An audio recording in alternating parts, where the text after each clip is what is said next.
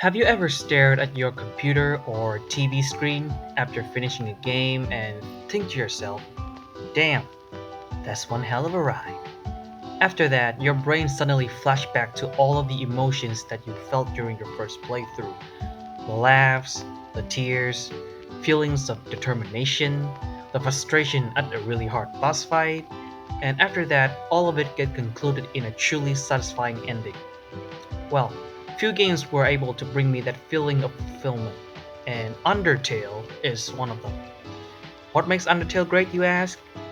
Short answer, because it's fucking Undertale. Long answer, oh boy, let's talk about that.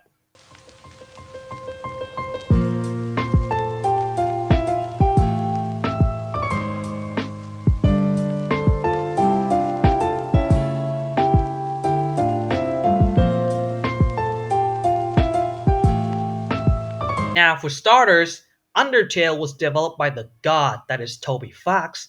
The game was released on Steam in 2015, and it took the world by storm with its unique gameplay and plot. It introduces you to a mechanic that I have never seen any other RPG games done, that is the ability to give your enemy mercy. At first glance, I thought that this idea is the dumbest thing in the universe. A game where you can beat monsters with the power of friendships sounds cringy and lazy, and boy was I wrong. Each enemy encounter is a bullet hell like game. You have to try to avoid enemies' projectiles in order to stay alive, and befriending monster is no easy task either, just like making friends in real life. You are presented with various options of actions to take each turn, and if you choose the wrong one, your monster friend will hit you with one of these. Now compare this to your average interaction with a normal person, like this one. As you can see, the guy is clearly making the wrong dialogue option, so the girl will hit him with one of these. What you say?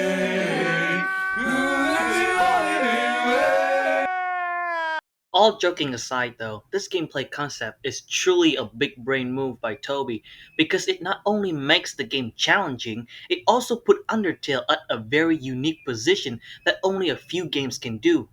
And by the way, what do I mean by challenging?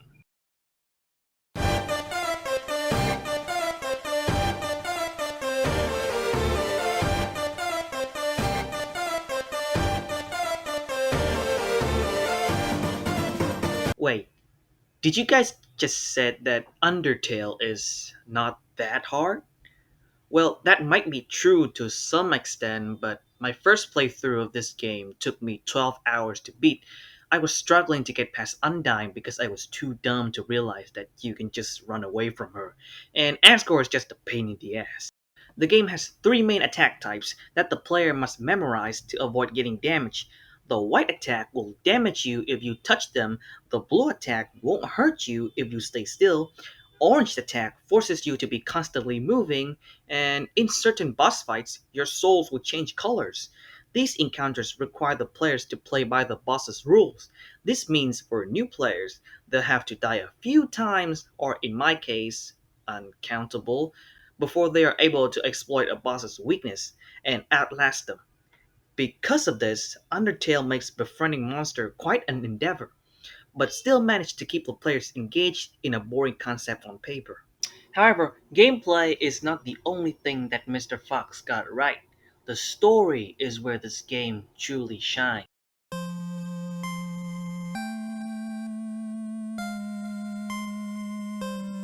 The game has three different endings.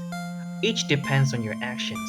A genocide route, where you neglect your morality and do the opposite of what the game implies you to do from the beginning, and start murdering everything.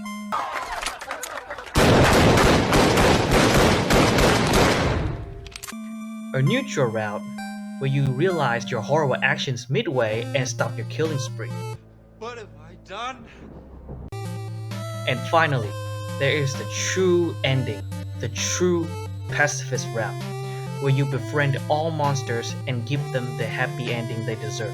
In this video, I'll be discussing the true pacifist route only, Because no matter how crazy people are about Sam's boss fight, or how many people are there claim that genocide route provide a much more satisfying ending, I can never put myself to kill all the citizens of the underground. Some might call me weak, but my answer to a genocide playthrough is still a big no. One thing I find truly fascinating about the pacifist route is that it took such a simple concept and enriched the story with details to make an astonishingly emotional game.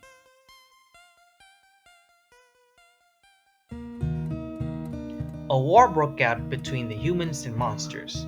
The monster lost and got sealed underground by a magic barrier. Many years later, a human child fell down into the underground and has to find their way back home. Such a short introduction at the beginning of the game. Yet, as you progress through each area, you feel as if this world has a life of its own. From Snowden to Waterfall to Hotland, the inhabitants of these lands have their own lives, personalities, and most importantly, hopes and dreams. The underground has long been yearning for their freedom.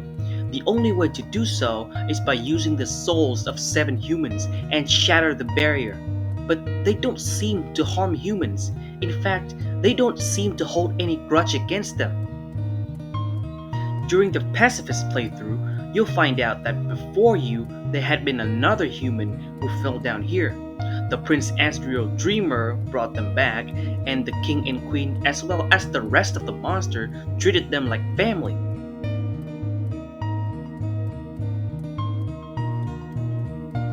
It was not until the human died of illness and the prince absorbed their souls, crossed the barrier, and got killed by the villagers that the king decided that every human fell down must die. Even at that point, not all monsters are hostile against the player.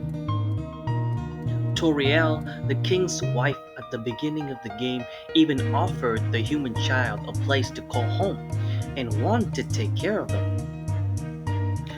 Papyrus and Sans are just goofballs, especially Papyrus when he even wants to go on a date with the human just because they flirted with him a bit. Undyne, on the other hand, she's a loyal soldier, so there's no surprise that she wants to take your souls to achieve her people's ultimate goal. And now there's Asgore, the king of monsters.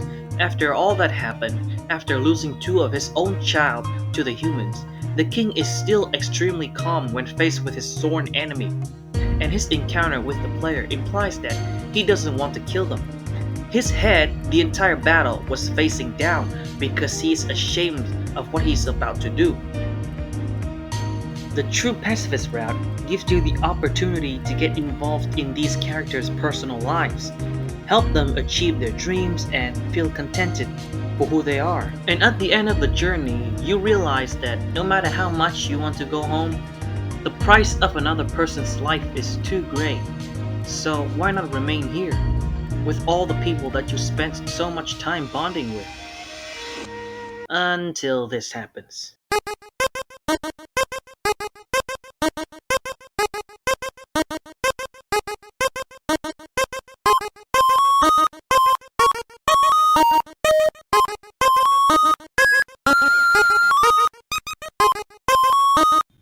Yep, why am I not surprised? Remember, at the start of the game, Flowey the Flower, or Azrael Dreamer, whose identity will be revealed at the end of the game, tried to kill you. Now he killed Asgore, took the human souls, and forced you into purgatory with him in this ridiculous of a boss fight.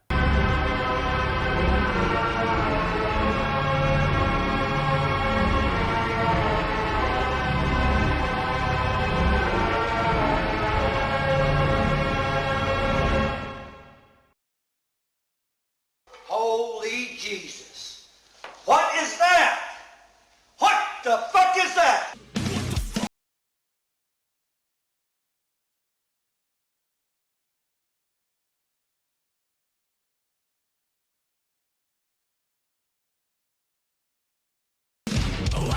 Hey, old man, give me everything. Call an ambulance! Call an ambulance! But not for me!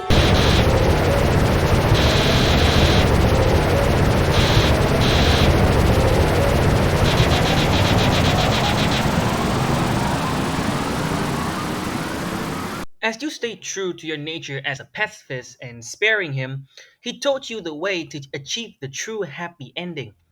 Just to continue to torture you and threaten to delete everything so that the player won't leave and continue playing with him. Flowey then revealed his true form as Asdriel Dreamer after absorbing the human souls and the souls of all the monsters of the underground. This brings us to one of the dopest boss fight in the entire game. This is it, the true final battle. Through all your efforts, you've made it here. The end. The final boss fight. The one standing between you and a happy ending is standing right there. All that's left now is to stay determined.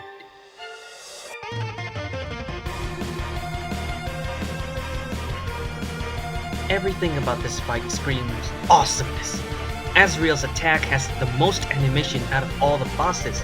He even attacked with swords and lasers. Freaking rainbow lasers! The difficulty is similar, if not even harder than Asgore's fight. There are a lot more projectiles, he does a lot more damage, and the bullets even move faster. This fight also showcased how determined the protagonist is. Their souls doesn't shatter when taking fatal damage. All of the actions turn into hopes and dreams, one that heals and one that reduces damage taken. And finally, when we thought all hope is lost, the human used their remaining strength to save something else rather than the game.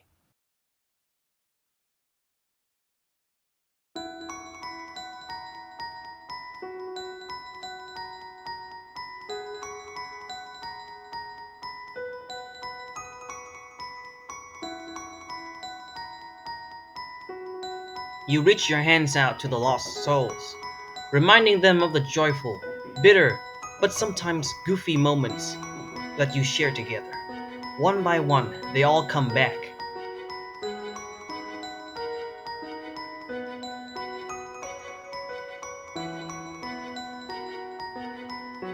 But there is still someone left.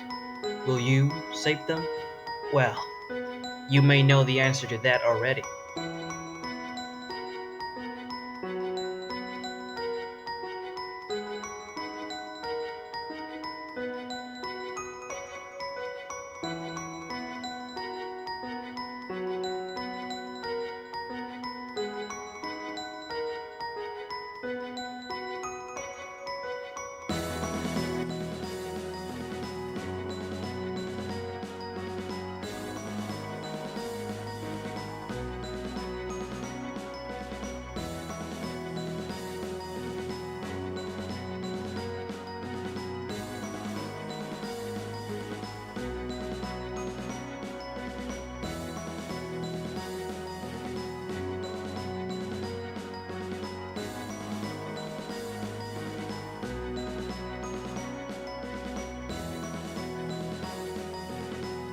This is the moment when gamers all around the globe start crying their eyes out in front of the screen.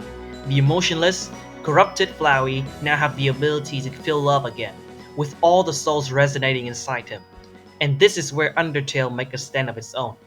No matter how lost a person is, no matter how many sins they have committed, through determination and kindness, they too can return to humanity. I'm sort of a completionist when it comes to multiple ending games, and I was gonna do a genocide playthrough after a pacifist run. However, my hand halted at the keyboard as I was hitting the fight button on my second playthrough. The thoughts of using my own hands to shatter the very happy ending I've worked so hard for 12 hours is extremely daunting. Because if I do so, I won't have the chance to reunite and save the lost souls of Azrael, who has been emotionless and lonely for so long. So I adverted the selection with my arrow keys and continued on another true pacifist route just to see the scene again. And I don't remember if I ever felt extremely emotional when playing a game before, but damn, this this gets me every time.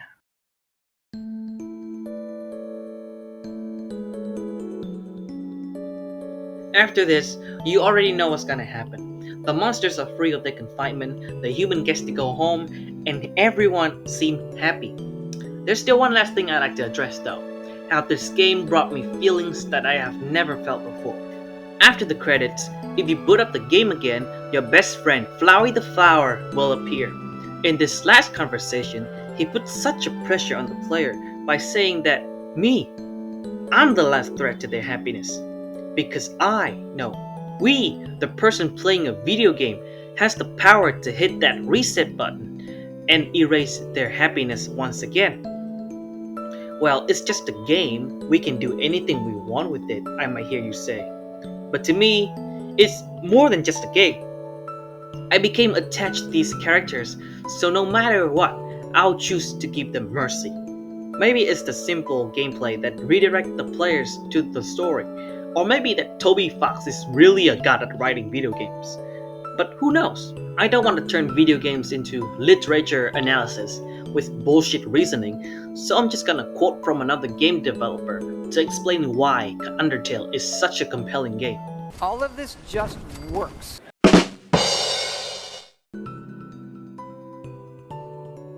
That's it. That was just my opinion on a 5-year-old game that I kept in my head for so long, it turned into a video.